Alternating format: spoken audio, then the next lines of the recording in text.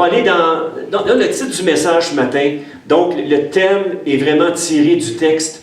Dans le fond, il fait partie du texte qui va être tout simplement partagé ce matin. Donc, c'est dans Luc, le chapitre 24, du verset 13, on va aller jusqu'à 32, puis après ça, on va lire le verset 45. C'est sûr que je n'ai pas tout emmené le chapitre au complet, mais une bonne partie. On va commencer à lire ce matin, et je vais demander tout simplement à Dieu que son esprit vienne tout simplement ouvrir nos cœurs. Père éternel, maintenant, ta parole va être proclamée, ce qu'on va lire, ce qu'on va entendre ce matin puisse pénétrer nos cœurs. Que cette parole vienne amener à tout jamais une transformation dans nos cœurs. Jésus, c'est toi qui te révèles dans nos cœurs. C'est le Saint-Esprit qui nous amène vraiment l'éclaircissement, la lumière et vraiment qui amène vraiment la révélation de tes Écritures au niveau de la compréhension, de notre entendement, de notre intelligence, de notre cœur, de notre intelligence spirituelle. Merci ce matin, Seigneur, que cette parole va s'imprégner dans nos cœurs et qu'on va ressortir d'ici transformés par ta parole. Amen. Luc 24, 13, ça nous dit ici, on va le lire ensemble, c'est dans la version Nouvelle Édition Genève, Louis II, Nouvelle Édition Genève, ça nous dit ici, « Et voici ce même jour où Jésus est ressuscité des morts, c'est moi qui l'ai rajouté, 2 disciples allaient à un village nommé Emmaüs, éloigné de Jérusalem de 60 stades. » Ça, c'est 11 kilomètres. Et ils s'entretenaient de tout ce qui s'était passé. Pendant qu'ils parlaient et discutaient, Jésus s'approcha et fit route avec eux. Mais leurs yeux étaient empêchés de le reconnaître. Il leur dit, « De quoi vous entretenez-vous en marchant? » Et ils s'arrêtèrent, l'air attristé. L'un d'eux, nommé Cléopas, lui répondit, « Es-tu le seul qui, séjournant à Jérusalem, ne sache pas ce qui est arrivé ces jours-ci? » « Quoi? » leur dit-il. Et ils lui répondirent, « Ce qui est arrivé au sujet de Jésus de Nazareth, qui est un prophète puissant en œuvre et en parole devant Dieu et devant tout le peuple. Et comment les principaux sacrificateurs et nos magistrats l'ont livré pour le faire condamner à mort et l'ont crucifié. » On va passer à notre diapositive. Nous espérions que ce serait lui qui délivrait Israël, mais avec tout ça, avec tout cela, voici le 3e jour que ces choses se sont passées. Il est vrai que quelques femmes d'entre nous nous ont fort étonnés, s'étant rendues de grand matin au sépulcre, et n'ayant pas trouvé son corps, elles sont venues dire que les anges leur sont apparus et ont annoncé qu'il est vivant. Quelques-uns de ceux qui étaient avec nous sont allés au sépulcre et ils ont trouvé les choses comme les femmes l'avaient dit. Mais lui, ils ne l'ont pas vu. Alors Jésus leur dit, « Ô homme sans intelligence, et dont le cœur est lent à croire tout ce qu'ont dit les prophètes, ne fallait-il pas que le Christ souffre ces choses et qu'il entre dans sa gloire? » Et commençant par Moïse et par tous les prophètes, il leur expliqua dans toutes les Écritures ce qui concernait. Prochaine diapo. Lorsqu'ils furent près du village où ils allaient, il parut vouloir aller plus loin, mais ils le pressèrent en disant, « Reste avec nous, car le soir approche, le jour est sur son déclin. » Et il entra pour rester avec eux. Pendant qu'il était là à table avec eux, il prit le pain et après avoir rendu grâce, il le rompit et le leur donna. Alors leurs yeux s'ouvrirent et ils le reconnurent, mais il disparut devant eux. Imaginez, bing bang. C'est particulier, hein? Ils se dirent l'un à l'autre, notre cœur brûlait-il pas au-dedans de nous lorsqu'il nous parlait en chemin et nous expliquait les Écritures? Quand Dieu te parle, est-ce que tu ne sens pas ton cœur brûler, là? Jésus t'a déjà parlé. En tout cas, j'espère. Jésus t'a déjà parlé. Ça brûle dans ton cœur. Il y a quelque chose qui est là. Les autres, ça brûlait. Ben voyons, tu sais. Alors, il leur ouvrit l'intelligence. Et le verset 45, ça c'est plus loin dans le contexte, où est-ce que Jésus rencontre tous ses disciples. Et eux, ils sont là aussi en train de dire que Jésus est ressuscité. Alors, il leur ouvrit l'intelligence afin qu'ils comprennent les Écritures. Qu'ils comprennent les Écritures. Donc, est-ce que tout le monde comprend en français ce matin ici? Oui, tout le monde, c'est correct? OK. Donc, bienvenue parmi nous. Content de vous voir avec nous ce matin. Donc, il leur ouvrit l'intelligence afin qu'ils comprennent les Écritures. Donc, une brève petite mise en contexte. Ça va jusqu'ici? OK. Je vais faire comme je fais d'habitude. Quand je vois quelqu'un s'endormir, je m'approche de lui puis je donne un petit bec sur le front. OK? Je peux le faire. Non, c'est pas vrai. Je fais pas ça. Donc, une brève mise en contexte ce matin. Une brève mise en contexte. C'est l'histoire donc, le contexte, c'est l'histoire de deux disciples. Donc, de ces deux disciples qui prend place entre le récit du tombeau vide d'où Jésus est ressuscité et le moment où il apparaît aux disciples pour manifester physiquement sa présence. Puis, dans cette scène du chemin d'Emmaüs, Jésus se manifeste physiquement aux deux disciples, mais eux, ils ne reconnaissent pas Jésus, ils ne le reconnaissent pas du tout. Au moment où les yeux des deux disciples s'ouvrent, Jésus disparaît complètement. On le voit, on l'a lu ce matin. C'est ce qui est particulier avec le récit de l'Évangile de Luc. C'est que Luc, inspiré par le Saint-Esprit, comme d'ailleurs tous les livres de la Bible, les 66 livres ont été inspirés parfaitement de Dieu au travers des hommes qui l'ont écrit. Donc, Luc, inspiré par le Saint-Esprit, vient mettre en relief la présence de Jésus dans l'absence et l'absence de Jésus dans sa présence. Dans le fond, pour ne pas mêler personne, c'est que parfois, nous, même en tant que croyants, on a l'impression que quand on marche avec Jésus, qu'on traverse parfois des difficultés. Vous n'en traversez pas des difficultés parfois, ou peut-être présentement, vous traversez des durs moments. On a l'impression que Jésus n'est pas là. Et quand on a l'impression que Jésus n'est pas là, c'est là qu'il est le plus présent. C'est là qu'il est le plus présent. Et dans le fond, l'histoire un peu reflète ça. Les disciples sont complètement découragés. Ils ont perdu tout espoir. Et Jésus se présente à eux. Mais eux, ils ne le reconnaissent pas. Et souvent, Jésus va se présenter à nous, mais nous, on ne perçoit pas, on ne discerne pas que Jésus est là et qu'il prend soin de nous. Et c'est vraiment le but, le fil conducteur du message de ce matin. Que peu importe là où Jésus nous amène à marcher, Jésus, il est toujours là. Toujours là, que nous le ressentions ou non. Jésus nous appelle à marcher par la foi et non par nos émotions. Non par des feelings. Jésus, c'est par la foi qu'il nous appelle à marcher. Et nos feelings, notre foi doit surpasser, transcender nos feelings intérieurs. Elle doit s'appuyer sur ce que Jésus a dit dans sa parole. On va le voir abondamment ce matin. Donc, Luc met en relief la présence de Jésus dans l'absence et l'absence de Jésus dans sa présence. Un genre de paradoxe qui décrit bien la réalité de notre foi et la tension dans laquelle nous vivons constamment en tant que croyants. On vit dans ce paradoxe-là. Où est-ce que, bien souvent, parce qu'on ne ressent pas Jésus, on croit qu'il n'est pas là. Mais Jésus, il nous a promis, on va lire le prochain verset. Qu'est-ce que Jésus nous a promis? J'aimerais ça qu'on puisse le lire ensemble.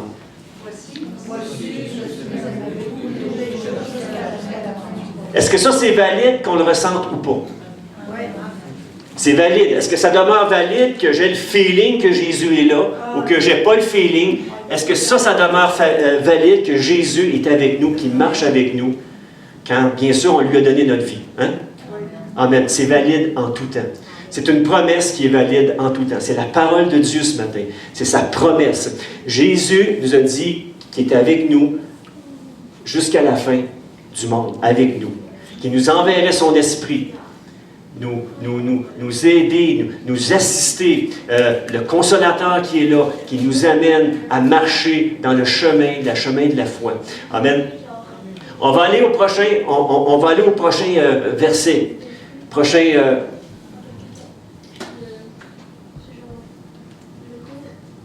On va y aller verset par verset ce matin, donc c'est un message qui est textuel. Donc, versets 15 à 17, donc j'aimerais attirer votre attention, j'attire l'attention à tout le monde ce matin, donc tous les regards. Donc, versets 15 à 17, ça nous dit « Jésus s'approchant et fit route avec eux, mais leurs yeux étaient empêchés de le reconnaître. Jésus leur dit « De quoi vous entretenez-vous? » On sait bien que Jésus, qui sait toutes choses, savait de quoi qu'il en retournait, mais il leur pose quand même la question. Et vous savez, dans notre relation avec Dieu, avec Jésus, c'est la même chose. Souvent, Jésus qui connaît parfaitement notre vie, connaît parfaitement ce par quoi nous traversons des difficultés et parfois le chemin que Jésus nous amène à marcher, il est jonché de toutes sortes d'obstacles. Et qui avec moi croyait ce matin que quand on marche avec Jésus, il est capable de nous aider à surmonter tout obstacle, peu importe l'obstacle dans nos vies, les obstacles qui se jonchent sur notre chemin, Jésus nous aide par la main, nous prend par la main, il nous aide à traverser chaque difficulté. Comment est-ce qu'il y en a qui peuvent dire Amen à ça? Amen. Donc Jésus s'approche. Jésus leur dit, de quoi vous entretenez-vous en marchant? Et ils s'arrêtèrent, l'air attristé. Ils sont découragés. Ici, l'air attristé, donc Jésus, il est vraiment interpellé, comme il était interpellé face à chacun de nous autres. Jésus est interpellé par chacun de nous autres ici, par leurs interrogations, par leur découragement, par leur tristesse. La tristesse de ces deux disciples-là, Jésus, il est interpellé. C'est pour ça qu'il s'approche d'eux. Jésus s'approche d'eux, tout comme il s'approche de chacun de nous quand nous traversons des vallées, quand nous traversons de profondes difficultés, des zones où est-ce qu'on se pose plein de questions, où est-ce qu'on remet en doute la grâce et la bonté de Dieu pour notre vie. Et Dieu connaît nos cœurs. Et des fois, tout humain que nous sommes, on remet en cause la bonté de Dieu. Pourquoi Dieu, il laisse faire des choses comme ça? Pourquoi Dieu me laisse mijoter dans mon vinaigre de cette façon-là? Puis là, on commence à remettre en doute la bonté et la grâce de Dieu. Mais sachez que Jésus est toujours là. Même quand on a l'impression qu'on macère dans le vinaigre de l'épreuve. Les disciples ont jusqu'à ce moment-là les yeux de leur intelligence spirituelle voilés. Et ça prend le Saint-Esprit pour nous dévoiler, enlever le voile. Ça nous prend Jésus pour enlever les voiles. Ce qui les empêche de reconnaître Jésus. Un peu plus tard, dans leur entretien, Jésus s'occupera d'ouvrir leur vision spirituelle. Est-ce que ta vision spirituelle est bouchée ce matin? Est-ce que tu vois Dieu avec ta vision naturelle des choses, avec les yeux de ta chair, comme on pourrait dire? Où tu vois Jésus avec la révélation qu'il met dans ton cœur, avec la révélation de sa parole, avec vraiment la vérité qui t'a rendu libre. Et là, tu te regardes de Jésus selon ce que Jésus nous décrit dans sa parole de lui-même.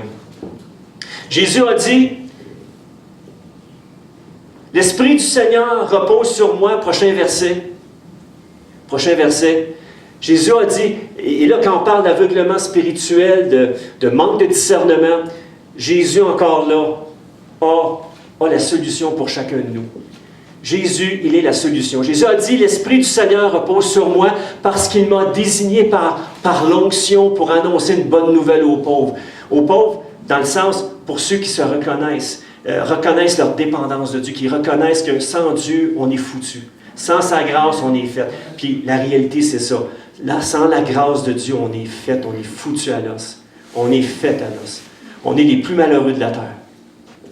Il m'a envoyé pour proclamer aux captifs la libération, aux aveugles le recouvrement de la vue. On ne parle pas juste des aveugles physiques ici, parce qu'on le sait, quand Jésus est venu faire son ministère sur cette terre, il a guéri les malades, il a rendu la vue à des aveugles. Bartimée, écoute, ça me vient à l'esprit, Bartimée. Bartimée, pour ceux qui avaient lu ce récit-là de Bartimée dans l'Évangile, dans un des Évangiles, à un moment donné, Bartimée sait que Jésus est pour passer, et là, Bartimée commence à crier à Jésus, « Jésus, fils de David, aie pitié de moi! » Puis là, les gens, ils disent, « Stop, d'arrêter tu déranges, Jésus passe. » Puis là, Bartimée, là, un peu comme le conte des enfants, quand je leur racontais l'histoire, là, on avait un petit livre, à un moment donné, il vient tellement qu'à crier fort que toute sa face est rouge. « Jésus, fils de David, aie pitié de moi! » Puis là, Jésus l'entend.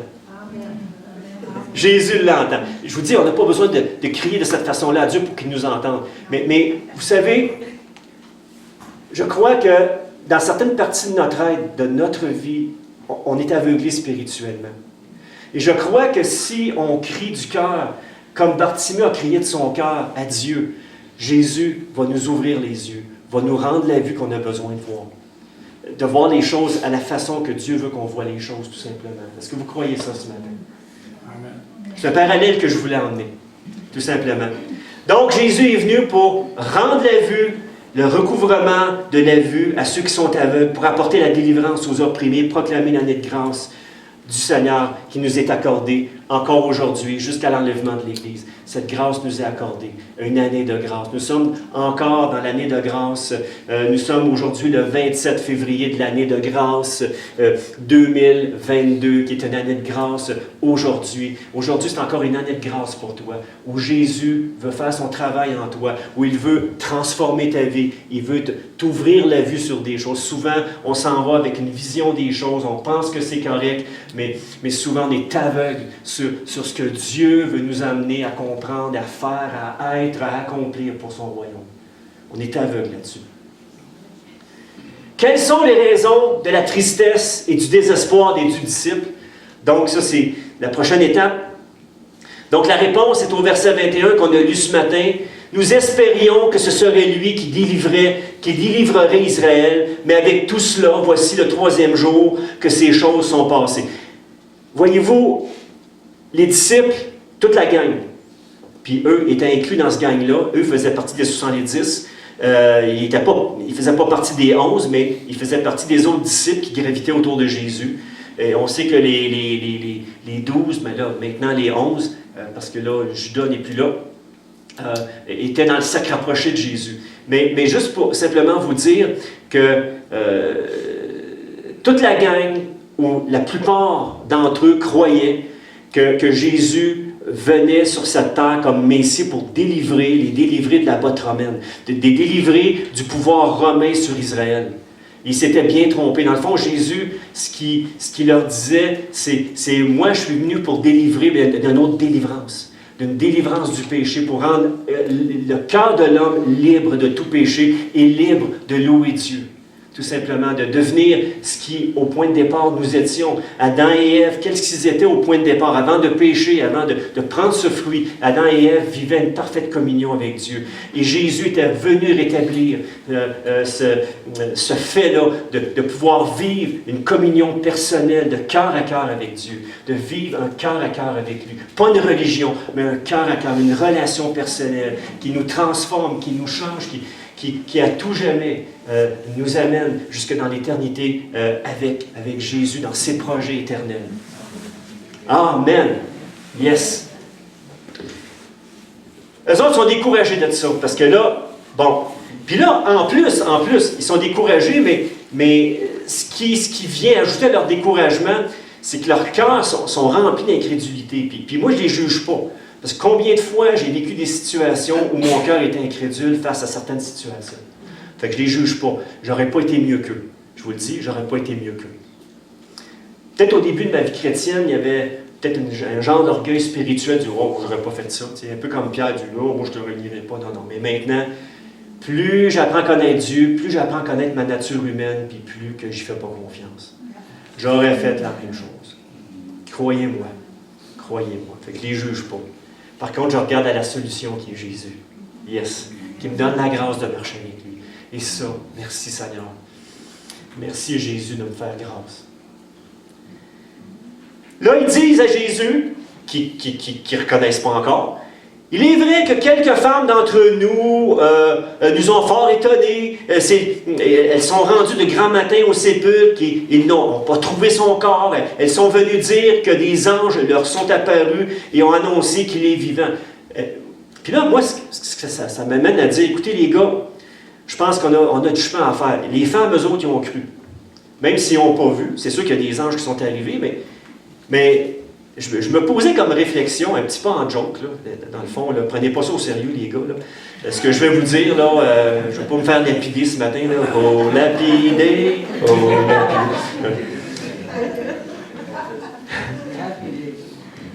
lapider. Mais juste vous dire, la réflexion, j'ai dit, l'Évangile, c'est juste une affaire de femmes. C'est juste une affaire de femmes, l'Évangile. Eux autres, ils croient, puis les gars, on est durs. Mais moi, je pense que c'est dans la nature des choses. Je pense que les gars sont plus cartésiens, sont plus... faut voir pour croire. Nous, ça nous prend les preuves tangibles. Les femmes sont plus de cœur, sont plus sensibles. On parle de psychologie, on parle ici je dirais, de sensibilité. Biologiquement, on est différent aussi. Fait que, dans le fond, j'essaie de rationaliser tout ça. Dans le fond, c'est ça. Donc, dans l'Évangile, c'est l'histoire de tout le monde. Et puis, là, même s'ils ont entendu le témoignage qu'il y a des anges qui ont dit aux femmes qui suivaient Jésus, qui était ressuscité, quelques-uns de ceux qui étaient avec nous sont allés aussi au sépulcre. On parle de Pierre et de Jean. Si on regarde dans les évangiles, on regarde dans la chronologie, et ils ont trouvé les choses comme les femmes l'avaient dit, mais ils ne l'ont point vu. Et là, Jésus, on va aller au prochain verset. Je le prends pour moi aussi. Jésus leur dit, « Ô homme sans intelligence! » C'est pour ça, hein, l'Évangile, c'est une affaire de femmes. Ils ne disent pas les femmes. Non, c'est pas du tout le monde, là, c'est un peu tout le monde. Mais, Jésus leur dit, « Ô homme sans intelligence et dont le cœur est lent à croire tout ce qu'ont dit les prophètes. Ne fallait-il pas que Christ souffre ces choses et qu'il entre dans sa gloire? » Et commençant par Moïse et par tous les prophètes, il leur expliqua dans toutes les Écritures ce qu'il concernait. Là, il commence à vraiment à parler au cœur des disciples, au travers la parole, au travers l'Ancien Testament. Parce que dans l'Ancien Testament, tout a été dit par rapport à Jésus, par rapport à sa résurrection, au travers les prophètes, au travers les livres de l'Ancien Testament. Tout a été prophétisé. C'est ça qui est merveilleux avec la résurrection de Christ. On a non seulement la preuve oculaire par des témoins, 500 témoins qui l'ont vu en même temps, etc. Ensuite, les disciples l'ont vu, et puis, etc. Mais les prophéties bibliques ont été d'une exactitude à fendre un cheveu en deux, à fendre un cheveu en quatre, comment je pourrais dire. Et puis, eux n'avaient pas saisi toute la profondeur de cela. Donc, Jésus leur dit « homme sans intelligence ». Donc, juste avant de se révéler à eux, Jésus commence par les reprendre avec compassion. Et là, tantôt, j'ai dit « oh, homme sans intelligence ». Mais Jésus a quand même repris ses disciples avec compassion. Jésus comprend de quoi nous sommes faits. Et il n'est pas là nous courir après, nous taper sa tête constamment.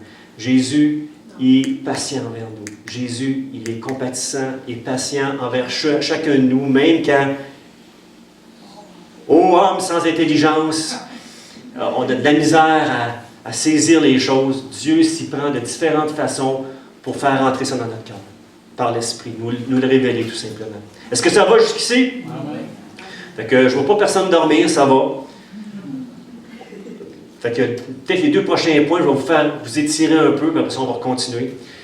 Donc, juste avant que Jésus se révèle à eux, il commence par reprendre avec compassion parce qu'ils sont sans discernement spirituel. Ils n'ont pas de discernement spirituel et ça, Jésus le sait. Et puis, ils sont des sceptiques à côté. Quand tu dis des sceptiques à côté, eux autres, ils étaient sceptiques à côté. Il fallait, un peu comme Thomas, il fallait croire, il fallait voir, il fallait toucher pour voir. Et puis, c'est pas mauvais, dans un certain sens.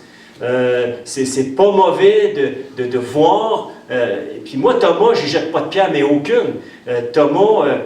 moi, je crois que dans son cœur, dans sa recherche, dans sa recherche de Dieu, dans la recherche des preuves, pour lui, il avait besoin de ça. Et Dieu, il a vraiment pleinement répondu. Quand Jésus est rentré dans cette maison-là, close, qui était fermée, que Jésus a passé à travers le mur, et il a dit à Thomas, touche, viens toucher à mes mains, mes pieds. Là Thomas, fou, ça a été fait là, pour lui, il était fait. Il était disciple à la vie, à la mort avec Jésus. Il a servi Jésus là où Jésus l'a apporté, où Jésus le dirigeait à aller tout simplement.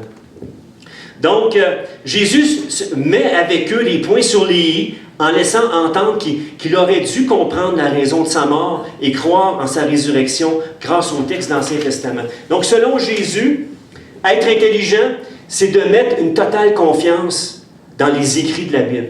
Donc, quelqu'un, selon Jésus, qui marche avec l'intelligence, c'est de mettre notre confiance dans ce que Dieu nous dit dans sa parole, même si on ne la comprend pas toute parfaitement, la parole, Dieu nous la révèle tranquillement pour que notre compréhension des choses augmente par rapport à Dieu. C'est ce qu'on appelle la croissance spirituelle.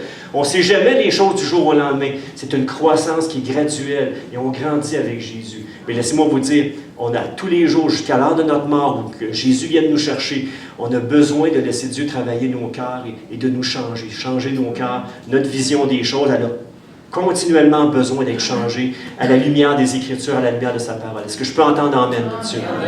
C'est bon. Versets 29 à 31. Ça, c'est avant l'étirement.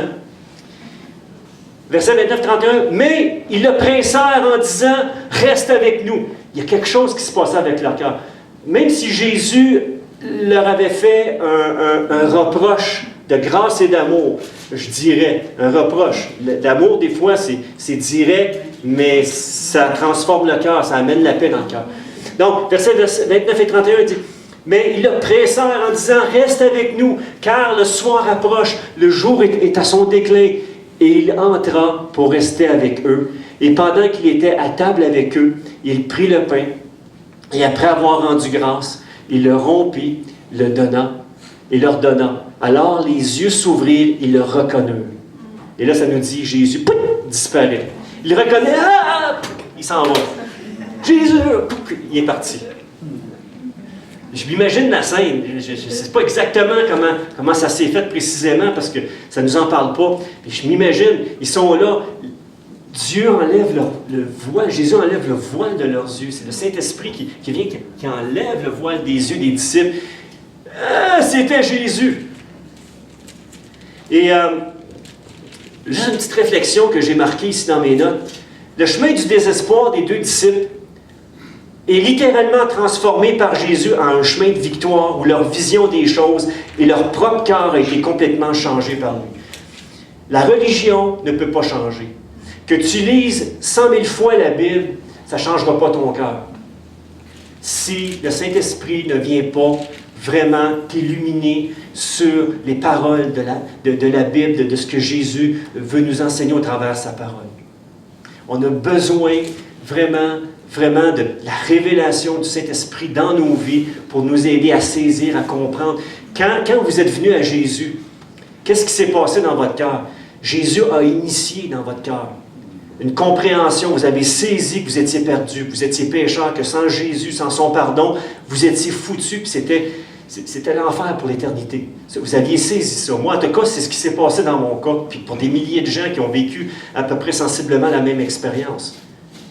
J'ai réalisé, hey, je suis pécheur, je suis perdu, j'ai besoin de Jésus. Et Jésus m'a attiré à lui. Son amour m'a attiré à lui. Son pardon a fait que mes péchés ont été complètement purifiés. Il a fait de moi une nouvelle créature comme il a fait de vous une nouvelle créature. Wow! C'est le Saint-Esprit qui a initié ça dans nos cœurs. Tout comme le Saint-Esprit a ouvert leurs yeux. Parce qu'ils ne reconnaissaient pas Jésus. Ils étaient trop centrés sur leur peine, sur leur douleur. Et Jésus les a shakés. Les a brassés, les poux. Verset 32. On va aller au prochain verset. Notre cœur brûlait-il pas au-dedans de nous lorsqu'il nous parlait en chemin et nous expliquait les Écritures? Il y avait un feu, mais il me semble... C'était comme un sentiment déjà vu ou de déjà ressenti. Me semble qu'il y avait comme quelque chose qui nous parlait. Et la parole vivante nous dit, n'avons-nous pas senti comme un feu dans notre cœur pendant qu'il nous parlait en chemin et lorsqu'il nous découvrait, qu'il enlevait le voile, sur le sens, le voile sur le sens des Écritures, tout simplement.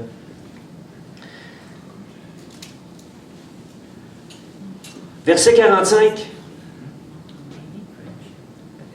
On va aller au prochain verset. Alors, il leur ouvrit l'intelligence afin qu'ils comprennent les Écritures. Il leur ouvrit l'intelligence. Vous savez, et puis ça vous le savez aussi, qu'on peut être un grand théologien, qu'on peut être un érudit sans rien comprendre. La preuve, les pharisiens qui avaient le cœur endurci, sauf quelques-uns qui ont cru, comme Nicodème, qui est allé voir Jésus de nuit et qui a ouvert son cœur. Puis qu'est-ce qu'il faut faire pour avoir le royaume de Dieu? Puis Jésus dit, il faut que tu naisses de nouveau, il faut que tu deviennes une nouvelle créature, il faut que tu rouvres ton cœur à Dieu. Et là, Jésus s'est révélé à Nicodème de nuit. Mais le fait que j'ai Jésus dans ma vie n'est pas une excuse pour ne pas comprendre les Écritures, n'est pas une excuse pour l'étudier à tous les jours. Par contre, je vous dirais, plus j'apprends à l'étudier, plus j'apprends à la comprendre, à comprendre les textes dans leur contexte, plus elle me transforme, plus elle me change au travers du Saint-Esprit qui me révèle, au travers de tous les outils que Dieu me donne pour aider à comprendre sa parole tout simplement et toujours la mettre dans son contexte, elle me transforme. Mais c'est le Saint-Esprit qui le fait dans mon cœur. Marcher par l'Esprit, nous dit la parole, pour ne pas accomplir les désirs de la chair. Et bien souvent,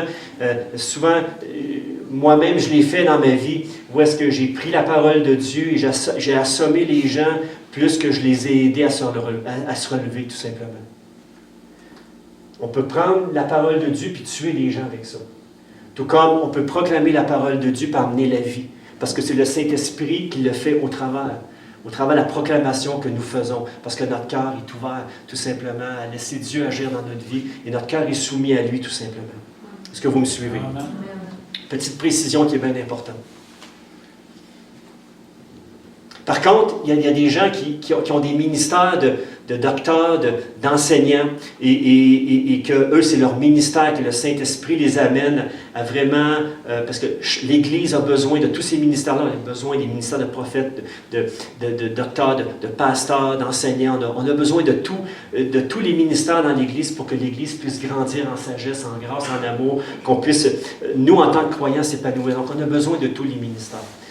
Et je vous dirais que quand c'est fait au travers le Saint-Esprit, quand c'est le Saint-Esprit qui nous amène plus profondément dans la révélation, c'est là que les choses se font. C'est là que la croissance spirituelle se fait dans chacun de nous et dans son Église ici. Est-ce que c'est correct? Amen. OK, je pense que vous aviez compris. Donc, avant de lire les deux commentaires, on va juste se lever, on va s'étirer un peu. Et puis après ça, on va aller vers la deuxième partie. S'il y en a qui veulent juste s'étirer ou juste comme ça. Amen. C'est bon? OK. Verset 45 qu'on vient de lire, il leur ouvrit l'intelligence afin qu'ils comprennent les Écritures. Et moi, maintenant, ce que je demande à Jésus, quand j'ouvre les Écritures, maintenant, c'est vraiment un réflexe. J'ai dit, Seigneur, aide-moi à comprendre ce que je vais lire maintenant. Là, je suis en train de relire la parole de couvert à l'autre et ça ne fait pas de moi un meilleur ou un pire chrétien. Dans le fond, c'est parce que j'ai une soif de connaître Dieu, tout simplement, et je sais que c'est la même chose pour vous aussi. Mais je demande à chaque fois, Jésus, aide-moi, que ton esprit m'aide à saisir les paroles que tu veux que je saisisse, à comprendre les textes que tu veux que je comprenne tout simplement, et c'est rendu un réflexe pour moi. Et par rapport au verset 45, il a ouvert l'intelligence. Je suis allé chercher deux commentaires intéressants. D'une part, dans le commentaire Chemin de vie qui nous dit « Ce sont l'enseignement des Écritures à travers l'action du Saint-Esprit. » Je dis bien l'enseignement des Écritures au travers l'action du Saint-Esprit qui éclaire notre intelligence. C'est ce que j'ai dit précédemment.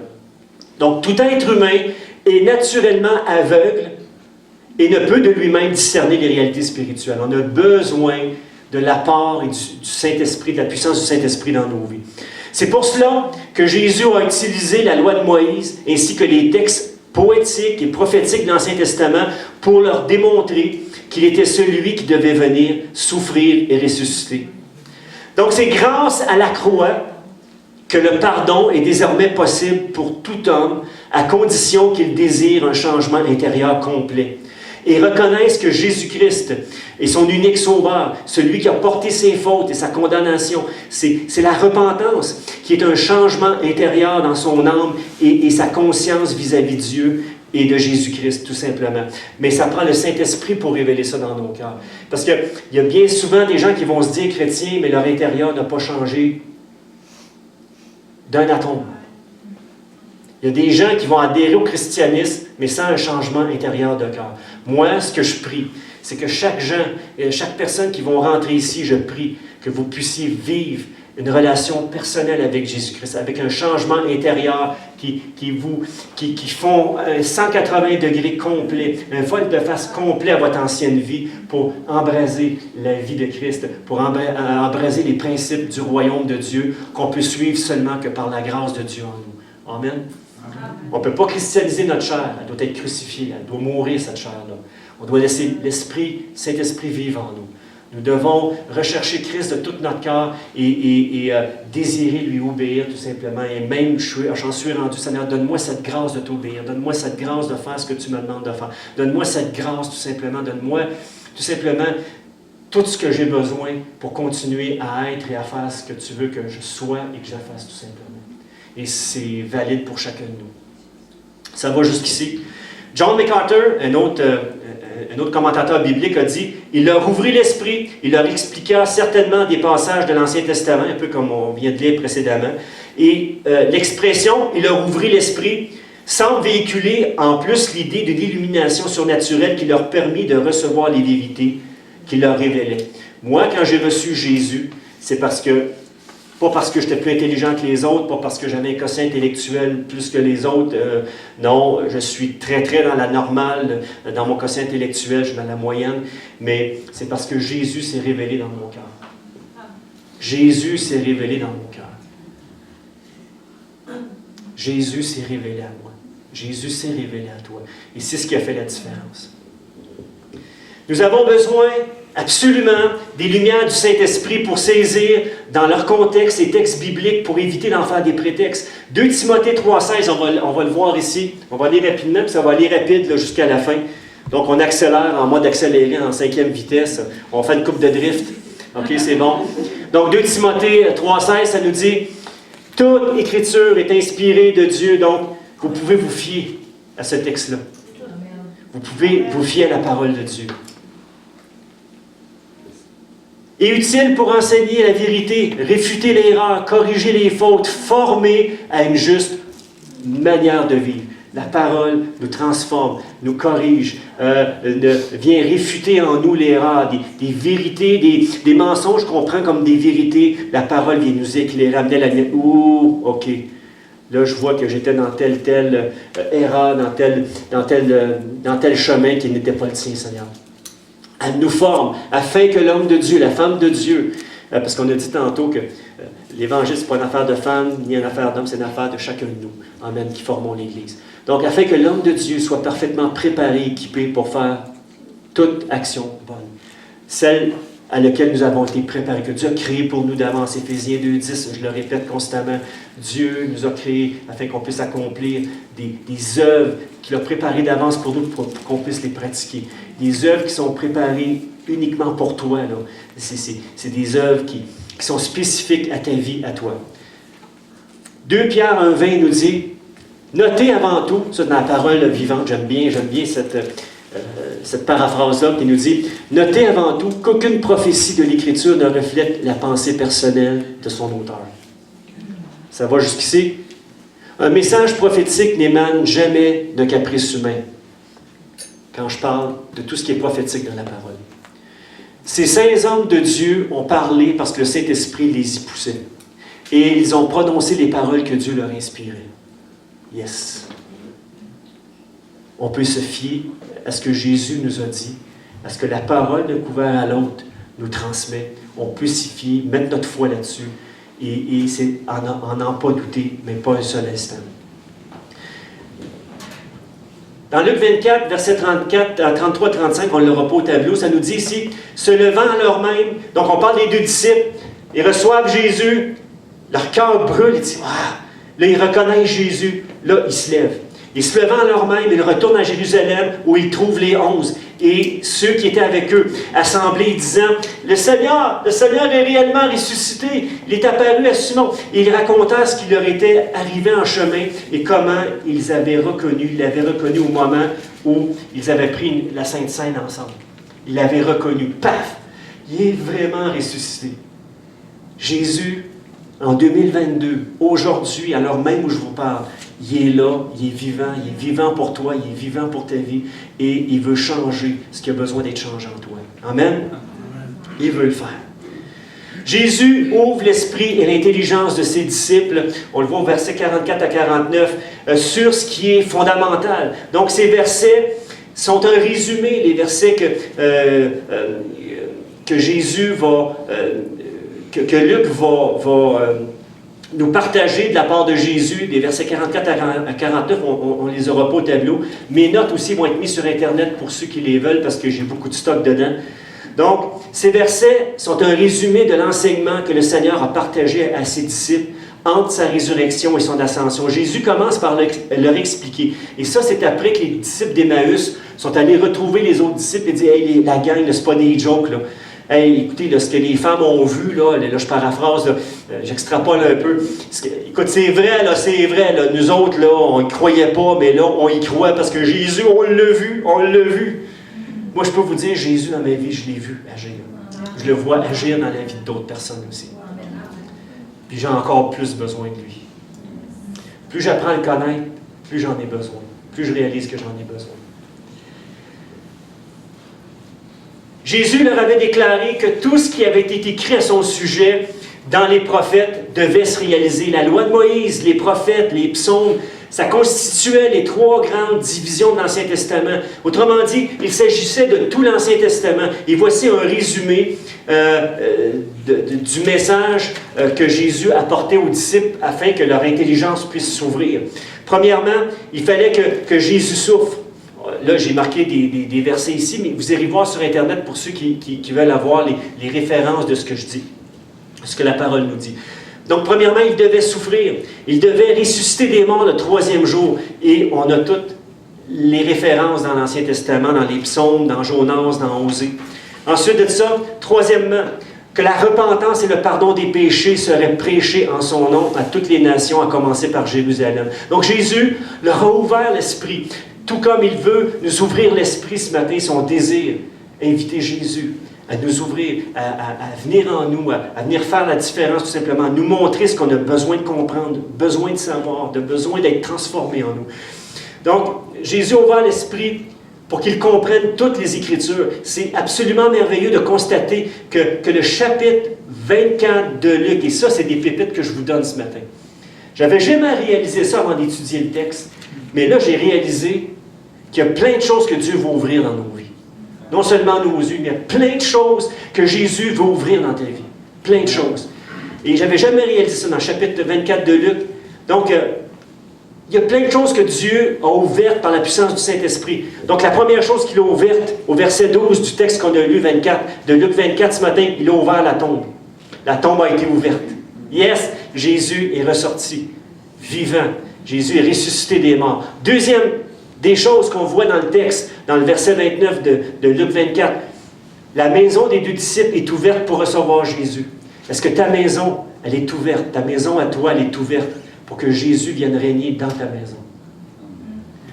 Parce que c'est là qu'ils ont reçu la révélation, dans leur maison, qu'ils ont reçu la révélation de Jésus. C'est là qu'ils ont reçu cette révélation-là, dans la présence de Jésus dans leur maison, que leurs yeux se sont ouverts. Si tu invites Jésus, il va le faire. Les yeux des disciples s'ouvrent par la présence de Jésus. Ensuite, le cœur des deux disciples s'est ouvert et s'est enflammé au contact de Jésus. Notre cœur, il brûlait. Jésus était là. Et notre cœur brûlait. Notre cœur brûlait. Les paroles que Jésus nous disait, c'est comme... Hey, c'était comme pas normal, là. Notre cœur brûlait. Ensuite, les deux disciples ouvrent leur cœur et leur bouche pour annoncer la bonne nouvelle que Jésus est vivant. Au verset 35, Jésus a complètement transformé leur chemin de désespoir en un chemin d'espoir et de victoire. Moi, je ne sais pas quel est l'état de ton chemin. Est-ce qu'aujourd'hui, c'est un chemin de désespoir dans lequel tu marches? Je veux te dire que Jésus a le pouvoir de changer, de transformer ton chemin de désespoir en un chemin d'espoir qui va t'amener dans la victoire. Est-ce que je peux entendre amen là-dessus? Ensuite, l'intelligence spirituelle des disciples, au verset 45, de toute la gang qui sont là dans la maison, non seulement les deux disciples d'Emmaüs, mais les 11 qui sont là, l'intelligence spirituelle des disciples s'ouvre par l'action du Saint-Esprit en eux. Finalement, les cieux s'ouvrent quand Jésus remonte au ciel. Donc, il y a plein de choses qui s'ouvrent. Je n'avais jamais réalisé ça. Mais je remarque que quand on donne réellement et vraiment et sincèrement notre vie à Jésus, Jésus vient ouvrir plein de choses en nous. Vient ouvrir plein de choses, plein de perspectives qu'on n'avait jamais réalisées, jamais vues auparavant. Amen. Pour résumer, et là je termine. Je vous ai dit, ça irait vite, là, on est en train de chirer un peu. Donc pour résumer, les deux disciples, remplis de désespoir, quittent Jérusalem par le chemin d'Emmaüs. Les deux mêmes disciples retournent à Jérusalem par le même chemin pour annoncer la bonne nouvelle que Jésus est bel et bien vivant. Ils s'en vont, ils quittent Jérusalem, ils s'en vont à Emmaüs, ils sont découragés. Ils reprennent le même chemin. Jésus a transformé. Oui ou non, Jésus a transformé le chemin. Jésus a transformé le parcours. A changé le parcours des deux disciples. Ils retournent à Jérusalem pour annoncer « Hey gang, Jésus, il est vivant! Il est ressuscité! » Wouh! Wouh! Je sais pas, mais moi, là... moi, j'aurais capoté. Là, je capote, là. Mais même là, je capote. J'écoute ça. Wow! Ensuite, les deux disciples parlent de leur désespoir, que tout est fini, que leur vie est finie, que leurs projets sont finis. Et les deux mêmes disciples parlent de ce qui est maintenant, il est rempli de joie. Maintenant, Jésus a complètement changé leur vision par sa présence, juste parce que Jésus a eu un contact avec eux et qu'il leur a emmené la parole de vérité qui les a rendus libres, mais complètement libres. Ça va jusqu'ici? Ça vous excite-tu un peu? Moi, écoute, ça vient me chercher, ça. C'est capoté, ça. Jésus se joint aux deux disciples pour se révéler personnellement à eux. Ensuite, Jésus disparaît physiquement en laissant dans leur cœur des traces permanentes et éternelles de sa présence dans leur vie. Maintenant, durant le reste de leur vie, il n'y avait plus besoin de le voir personnellement, physiquement, parce que la présence de Jésus était inscrite et imprégnée dans leur cœur d'une façon indélébile. Amen. Wow! On a besoin de rencontrer Jésus à tous les jours. Au départ, leurs yeux sont fermés. Quand Jésus arrive, leurs yeux s'ouvrent. Les disciples parlent de Jésus, de ce qui les terrorise, les décourage, et Jésus offre aux disciples une relation personnelle et éternelle avec lui. Leur offre un espoir, mais jusque dans l'éternité. Puis vous savez, le fait de donner sa vie à Jésus ne nous amène pas moins de difficultés. Moi, je crois que ça nous amène plus de difficultés. Parce que maintenant, non seulement on avait autrefois un ennemi méconnu, puis qui ne nous achalait pas trop, mais du fait que j'ai changé de nature, que Jésus a fait de moi une nouvelle créature, que je ne suis plus un enfant de la perdition, mais maintenant un enfant qui était sauvé par grâce en Jésus, fait du diable un ennemi qui est très réel. Et puis bien souvent, on minimise son pouvoir, malgré que Jésus a tout mis sous ses pieds. Il ne faut pas sous-estimer le pouvoir de l'ennemi, mais il faut tout simplement, avec la parole, avec la prière, tout simplement, comme Jésus l'a fait, quand le diable vient nous tenter à faire des choses qui sont contraires à Dieu, contraires à ce que Dieu désire pour nos vies, on peut lui répondre maintenant par la parole. Et plus on apprend à connaître cette parole-là et à la mettre en contexte, plus on peut lui répondre, dire, maintenant, l'homme ne vivra pas de pain seulement, mais de toute parole qui sort de la bouche de Dieu. Il y aurait bien d'autres choses que je pourrais vous parler ce matin. On va aller, je ne les ai pas toutes marquées, mais tous les êtres humains, là je termine avec ça ce matin, tous les êtres humains se voient proposer deux chemins. Il y a la porte étroite, et on le voit dans Matthieu 7, le verset 13 et 14, il dit « Entrez par la porte étroite, car large est la porte, spacieux le chemin qui mène à la perdition. » Il y en a beaucoup qui rentrent par là. Mais Matthieu 7, 14 nous dit « Mais étroite est la porte, resserrez le chemin qui mène à la vie, il y en a peu qui le trouvent, ou qui ne désirent pas y entrer par là. » Donc tous les êtres humains, moi je crois sans exception, parce que Dieu est infiniment juste, se voient proposer deux chemins. Donc la porte étroite, et l'aboutissement, je crois, du chemin de la foi qui est resserré et précis, qui passe à travers Jésus-Christ seul. Le chemin étroit, là, la seule façon de marcher dedans, c'est dans l'humilité. C'est dans la dépendance de Jésus. C'est dans la confiance et l'obéissance envers Jésus. Je ne vois pas d'autre voie ou d'autres façons de marcher dans ce chemin resserré. Là. Ça prend la grâce de Dieu. Ça nous prend chaque jour pour marcher dans ce que Dieu nous appelle à être et à faire. Dans ce chemin-là qui, des fois, est jonché de difficultés, de situations, que Jésus lui-même est avec nous, marche avec nous et nous aide à surmonter chaque difficulté, nous aide à passer au travers. Combien est-ce qu'il y en a qui croient ça? Peu importe la difficulté ce matin. Donc, elle représente le vrai salut selon la voie de Dieu qui mène à la vie éternelle. La porte large inclut toutes les religions, des œuvres et notre propre justice. Non. Moi, je veux me fier à la justice de Christ. Parce que ma propre justice, moi, elle était pourrie. Elle était pourrie, puis elle l'est encore.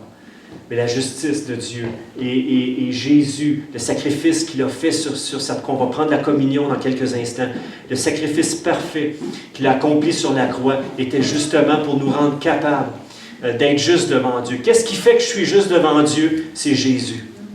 Vous savez, je l'ai fait cette illustration-là souvent. Vous savez, on va prendre Dieu. Dieu est là. Dieu nous regarde. Et ça, c'est ma vie. Mettons, le stylo, c'est ma vie. Et la Bible, c'est Jésus, la parole faite chair. Et quand je mets ma vie, quand ma vie, elle est complètement enrobée en Jésus, comment je pourrais dire que je suis en lui, que lui est en moi, qu'est-ce que Dieu voit maintenant? Qu'est-ce que Dieu voit? Il voit, ben oui, il voit le crayon à l'intérieur parce que Dieu voit tout, mais il me voit parfait au travers de Jésus, au travers l'acte parfait que Jésus a fait. Mon dossier criminel qui m'incriminait, la série de chefs d'accusation qui étaient contre moi, Jésus l'a pris et l'a jeté complètement dans la mer de l'oubli. Et toute ma vie maintenant, elle est en Christ avec le dossier vierge de Jésus. Dieu me voit complètement justifié au travers sa justice parfaite, de la justice parfaite de Jésus-Christ. C'est tout simplement ça. Moi, je remercie Dieu ce matin. Et il y a un verset, j'aimerais qu'on termine avec un verset ce matin. On va terminer par la prière. Je termine avec ça. Dernier verset. Ah, ok, il est là. Merci, Carl. En lui seul, Jésus, et en aucun autre, se trouve le salut. Dans le monde entier, parmi les noms donnés aux hommes, il n'en existe aucun par lequel nous puissions être sauvés autre que Jésus. Jésus est notre justice parfaite. Jésus m'a justifié. Jésus m'a aimé. Jésus m'a pardonné. Jésus a fait de moi, par la puissance du Saint-Esprit, une nouvelle créature. Puis croyez-moi, il y a encore du travail à faire en moi. Mais ça ne me décourage plus maintenant, parce que je le sais que la grâce elle est toujours là, effective. La grâce que je peux puiser dedans pour m'aider à être de plus en plus comme lui à chaque jour. Combien est-ce qu'il y en a qui croient ça?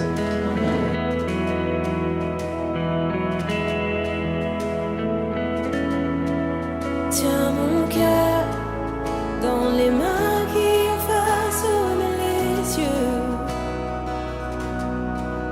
Conduis-moi par ta grâce déversée à la croix.